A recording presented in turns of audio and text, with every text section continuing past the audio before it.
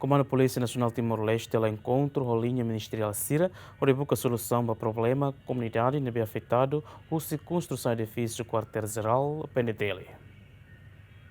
Segundo o comandante-geral PNTL Quintane, ao encontro a linha ministerial CIRA, onde o levantamento de dados para a construção do edifício quartel-geral PNTL Nian, nomos busca solução para o problema comunidade NB afetado por construção nem. O comissário Pedro Belo Hateten, construção edifício, comando-geral PNTL nem importante, tamahanesan programa prioridade plano estratégico PNTL Nian. O hilaran ita hamutu kirene usuba malu kototu para ita hutu bele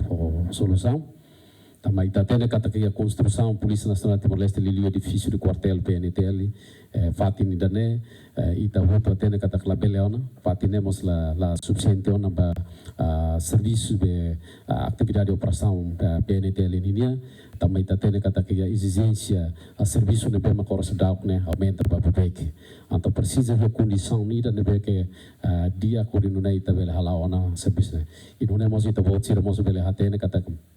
e tinha governo ora se não que serviço macas para to o insa Timor-Leste a pertama ba ASEAN ia bulan outubro nebe macmaia então e a mozi a dignidade da naçãonia e ta precisa mos tem que edifício de quartel PNTL da nebe macadia. Diretor-geral Terras Propriedades ateten governo sempre halo tratamento digno ba comunidade Sira no nei tempo badak autoridade local sai halau diálogo com comunidade afetada Sira onde busca solução. Avaliação ba valor comunidade nebis harai neleten parcela neleten sela husikliu buat aimanas fu inda dut mori na sela husikliu didin de tokalem aihan ton hat mosialaramos governo considera fo valor ida nem tratamento no digno para a comunidade ida nem agora comando geral termina loron para itabel buka meios halo aproximação sira halo diálogo sira para ita hamutu ko sira buka dalam tambah ita tene comandante-geral Frizona. Diretor-geral Ministério Obras Públicas ateten plano construção né a huqueda se atinang riloron resinghat mas bem início construção parte técnico hasoro problema. Ita kuliah atu hari primeiro ita atu hari continua